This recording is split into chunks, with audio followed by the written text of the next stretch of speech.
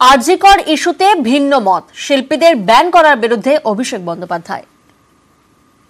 কে কোথায় রাস্তায় নেমে কিভাবে প্রতিবাদ করবে সেটা যেমন তার এখতিয়ার। আমি জোর জবরদস্তি কারোর মাথায় কিছু চাপিয়ে দিতে চাই না। আমি মেলা কমিটিতে রয়েছি, আমার এলাকায় একটা ফাংশন হবে, সেখানে কতজন লোক আসবে, কে মঞ্চ বাঁধবে, কে লাইট লাগাবে, কে সাউন্ড লাগাবে, কে গান গাইবে, কি খাবারের প্যাকেট আসবে, সে সিদ্ধান্ত তো আমার, মানে যে অর্গানাইজ করছে তার। যেমন একজনের রাস্তায় নেমে প্রতিবাদ করার স্বাধীনতা আছে, এটাকে সেভাবে দেখা, সেই দৃষ্টিভঙ্গি থেকে দেখা একদমই ঠিক নয়। পার্টির তরফ থেকে তো কেউ নির্দেশ দেয়নি। মমতা বন্দ্যোপাধ্যায় কিছু বলেছে, আমি পার্টির জেনারেল সেক্রেটারি কিছু বলেছি। আমরা সবার স্বাধীনতায় বিশ্বাস করি। আমার কাছে 4 দিন আগে একজন শিল্পীর ফোন এসেছিল, সে বলল যে আমি শুনতে পেরেছি যে আরজি করার সময় আমরা প্রতিবাদ করেছিলাম বলে আমার একটা সেখানে শো করার কথা ছিল, হঠাৎ করে আমায় ক্যান্সেল করে দিয়েছে। আমি সঙ্গে সঙ্গে মেলা কমিটির সদস্য বা সভাপতি বা যারা কমিটিতে রয়েছে তার সাথে যোগাযোগ করি। তারা বলে যে এমন কোনো বিষয়ই নয়, এবং যিনি ফোন করেছিলেন তিনি প্রোগ্রামটা করছেন। ভাই, এটাই তো বাংলার সাথে অন্য রাজ্যের পার্থক্য। প্রতিবাদ কেন করবে না?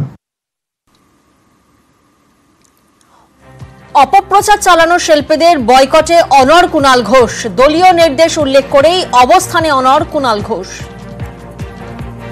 শিল্পীদের বয়কট করার কথা হচ্ছে না, এরা কয়েকজন যে চটি চাটা কারা বলেছে, গালে গালে জুতো মারো তালে তালে, তাদের জন্য কাদের চোখের জল পড়ছে? তাদের তৃণমূলের প্রতি কোনো আবেগ আছে নাকি? এই সরকার পড়ে যাবে, বাংলাদেশের মতো কপ্টারে পালিয়ে যাবে, তো এদের যারা মঞ্চে আনবে তারা তো আজ যাই হোক তৃণমূল কংগ্রেস হতে পারে না।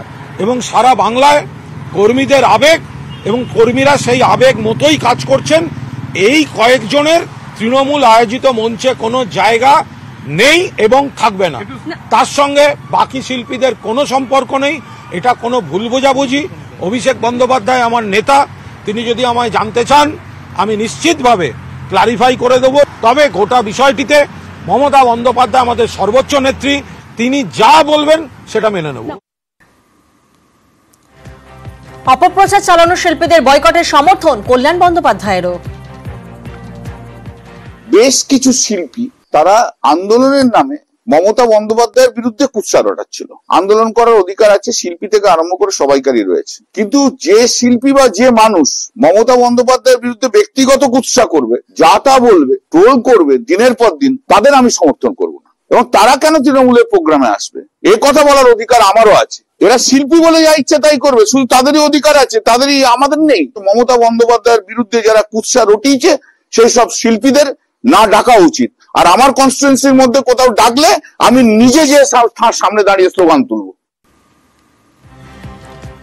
চূড়ান্ত সিদ্ধান্ত নেত্রীর, মন্তব্য ব্রাত্য বসুর।